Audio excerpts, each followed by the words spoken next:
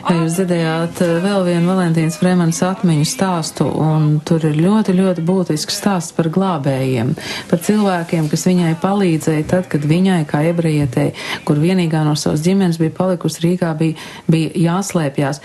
Viņi kā uzskaita dažas, bet faktiski mēs varam tikai brīnīties, cik dažādi ir šie glābēji. Gunti, jūs droši vien vairāk dzirdējāt par glābējiem. Jā, man arī šajās atmiņās pārsteidz tieši tas, ka šie glābēji ir tādi, kas šķietam, vai ne, ko mēs esam dažreiz pieraduši domāt tādos stereotipos, ka tas tur, tā ir nometnē, tas tā ir nometnē, ka tie glābēji atnāk pilnīgi neiedomājami. Pirmais, tas glābējs, kad viņu paliek vārdu tiešām nozīmē uz ielas, un ka viņai, kur katru brīdi viņa var saņemt ciet, viņa paslēpjas pie iebrusēja Hitlera armijas feldfebeļi, kas viņu paglābja un palīdz, un visādi vairākas dienas viņi tur dzīvo pie viņa. Tāpat arī tas, kas viņa ilgi dzīvo arī katoļu baznīcas tādā aizbildnībā, var teikt, un ļoti daudz pie baptistiem. Pie dažādiem.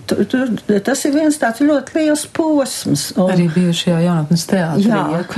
Jā, kādreizējā jaunatnes teātrī Lašplēš ielā. Un man, piemēram, arī liekas tāds ļoti, ļoti tāds interesants tā tikšanās, ka vecāku dzīvoklī ienāk divi tie šucmaņi, jo bija tiesības, ja kur ebreju dzīvoklī iet iekšā un darīt, ko tu tur gribi, bet to nevarēja protestēt, un izveidojas tāda situācija, ka tas viens no viņiem saka otram, tu ar to jaunkundzi tur var aiziet tālāk uz citām istabām, vai ne, un piemiedz aci, un situācija kļūst nepārprotama, vecāki ir pārbiedēti, un Valentīna arī tagad domā, ko man darīt. Un viņā bija iet otrā istabā, šis šucmans saka, jaunkundz, nebīstieties, es esmu ļoti nelaimīgs cilvēks, un sāk stāstīt viņam, kā viņš tur ir nokļūs, un viņam arī nav atpakaļceļa.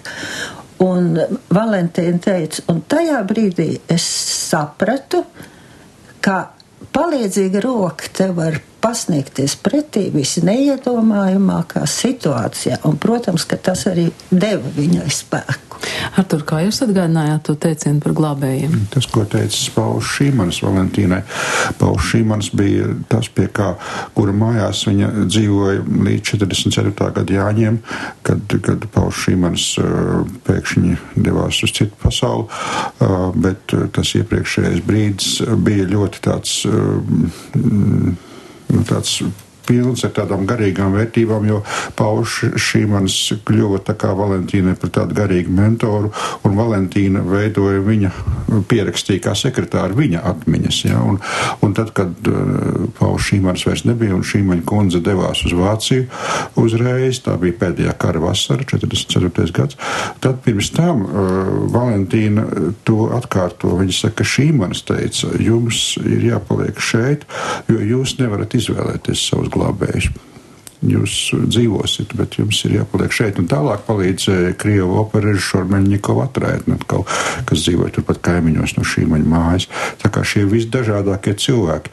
Un man arī ļoti aizkustina tā Emīlija, tā apkalpotāja un sētniece. Jo sētnieki varēja izdarīt ļoti daudz. Sētnieki zināja, kuri dzīvokļi ir brīvi, kuros dzīvokļos var paslēpt cilvēkus. Viens ieraksts varēja būt spriedums. Jā, un šī absolūti vienkāršā padzīvojusi latviešu sieviete, kura glāba un palīdzēja, un kuru pēc tam arī Valentīna bija ievadījusi tajā Izraēlas visu pasaules taisnīgo sarakstā, tāpat kā Pauls Šīmanis. Vai jūsu operā būs simboliski tēli vai vēsturiski? Es tomēr gribētu zināt. Es tagad klausoties, es tā domāju vispār tā kā karuselī. Man ļoti grūti izteikties, tāpēc, ka tas viss top, un es esmu izveidojis tādu kā libretu, un es daudz ko gribu viņā pārspriest ar Valentīnu pašu, un man ir ļoti svarīgi viņas garīgā klātbūtne tajā, un protams, ka tur būs vēsturiski tie precīzie tēli, bet visvairāk jāuztraucās par to, ka kāds pauž šī man sāk dziedāt bet būs, protams, arī kaut kādi otrie, trešie personāži, kuros es tā redzu kopā kompresētos vairāki tēli un vairākas tādas patiesības, jo nevar tik milzīgu tēlu gāmu izvērst. Tas tiešām varbūt būtu viens liels kino, ko varētu arī izveidot no šīs grāmatas. Gunta, jums tagad pēc grāmatas, jau gatavas grāmatas, es nezinu, izlasīšanas, pāršķiršanas, kādas ir sajūtas? Ka vajadzīgs turpinājums?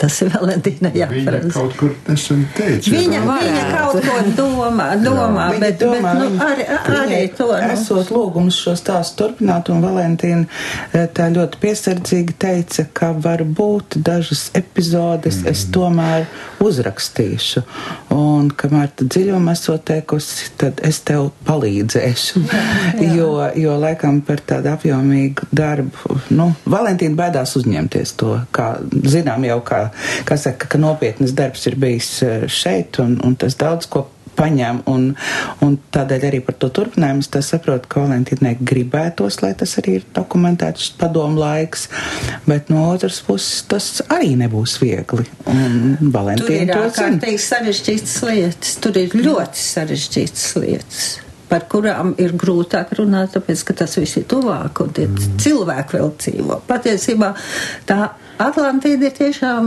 nogrimusi, un par viņu var runāt, bet tas, kas ir tajā, kaut vai sākotnēji padomu laikā, tā jau tur 50. vai tālākajos gados, par to ir grūtāk runāt. Tas ir gan mācības Maskavā, gan tas traģifars, kas bija ap tādu jautājumu izvērsies, kādā veidā jūs palikāt dzīvi. Tas bija galvenais jautājums. Jā. Kāpēc jūs esat palikusi dzīvi? Tas, ko izvērs padomu, var ap to, Jā. Valentīna teica, man likās, ka visi priecāsies, ka es esmu palikusi dzīvi, bet pirmais, ko man jautā, kāpēc jūs esat palikusi dzīvi? Tas ir pēc visa tā. Un to nemaz nav tik vienkārši izstāstīt. Pēc visa tā. To jau nevar pierādīt, jo visi ir citā saulē vai citā zemē.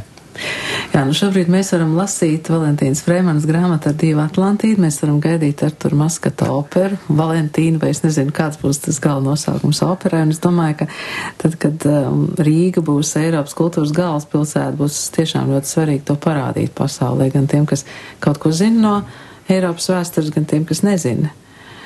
Un var jābūt, ka tiešām tas ir īstais brīdis. Es saku jums šobrīd paldies par sarunu, paldies Guntai Strautmanai, paldies Rutai Rikšai, paldies Arturam Maskatam, paldies maniem kolēģiem Agnesei Biedriņai, Jansim Pavasarim un Mārcim Bērciņam, studijā Ingvilda Strautmane. Vēl viens Valentīnas Freimanas atmiņu stāsts. Tā.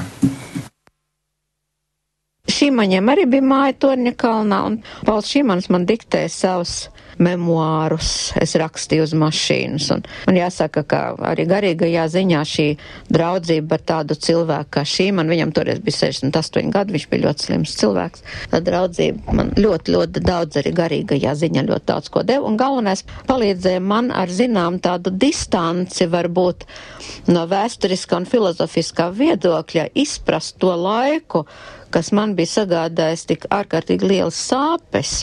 Tajā brīdī, vai ne, kad tu zaudē savus vecākus tādos traģiskos apstākļos, kad notiek tavas tautas iznīcināšana gandrīz vai tavu acu priekšā, ka tu vienu pati paliec, tad jau cilvēks tajā brīdī nav spējīgs vēsturiski analizēt. Tas jau nav tāds brīdis. Bet tieši Šīmanis mierīgi ar mani runājot par ļoti daudzām vēsturiskām lietām, par problēmām, man palīdzēja to visu apjēgt. Agrāk nekā es to būtu varējis darīt citos apstākļos. Pauls Šīmanis nomira Jāņu vakarā 44. gadā, un tad viņa atraitnē aizbrauca uz Vāciju, uz Bavāriju pie savas ģimenes. Un tagad pārlekšu pār daudziem gadu desmitiem. 80. gadu beigās manās rokās nokļuva grāmata, kas bija iznākusi Rietumvācijā, Lüneburgā, Karla Schirmgesellschaft, tā ir Baltvācu sabiedrībā, kura ir sava izdevniecība. Grāmata jau bija iznākusi 78. gadā. Es viņu 10 gadus vēlāk tikai ieraudzīju. Man viņa iedeva Paula Šīmana memoāri, tie paši, ko bija drukājis uz mašīnas. Un tur es lasu tagad ievadā, kā Šīmana kundze mūsu izdevniecībā šo manuskriptu atstāja jau pirms gadiem. Šīmana kundze jau bija nomirusi tajā laikā, kad grāmata iznāca. Un teica, ka šo manuskriptu uz mašīnas rakstījusi kāda jauna ebreja meitene, kur viņa glāba, kas dzīvoja viņu mājā šajos gados. Un es sapratu, ka Šīmana kundze man vārdu nepateica un uzvārdu, jo viņa labi zināja, ka man var draudēt nepatikšanas, ja kaut kas tāds tiks drukāts ārzemēs. Man jau nebija bijusi nekāda iespēja ar viņu kontaktēties no tā brīža, vai ne, kad es no viena totalitārā režīma iekļūtu citā totalitārā režīmā.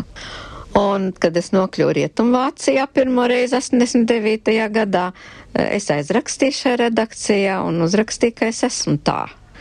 Un viņa ārkārtīgi reaģēja ar tādu ārkārtīgu interesi, un mēs pat tur sadraudzējāmies ar dažiem cilvēkiem. Tā kā pateicoties šiem draudzīgajiem, es teikšu, tēvišķīgajiem vai ne kontaktiem ar Šīmanu, kas man tiešām tā kā miesīgo meitu turēja savā mājā, es arī ne tikai saglabāju savu psihisko un garīgo veselību, ko varēja viegli zaudēt šajos apstākļos, bet varu teikt, ka pat pieņēmos gudrībā, jā, nevis tikai caur sāpēm un caur traģismu, bet tieši tādas vēsturiskas domāšanas ziņā. Un galvenais, ko es gribu pateikt, ka tas man nostiprināja ticību cilvēkam, ka lai vai kādos apstākļos cilvēkiem ir jāseko savai sirds un sirdsapziņas balsī, un tad jebkuros apstākļos cilvēks nezaudēs cilvēka seju un cilvēka būtību.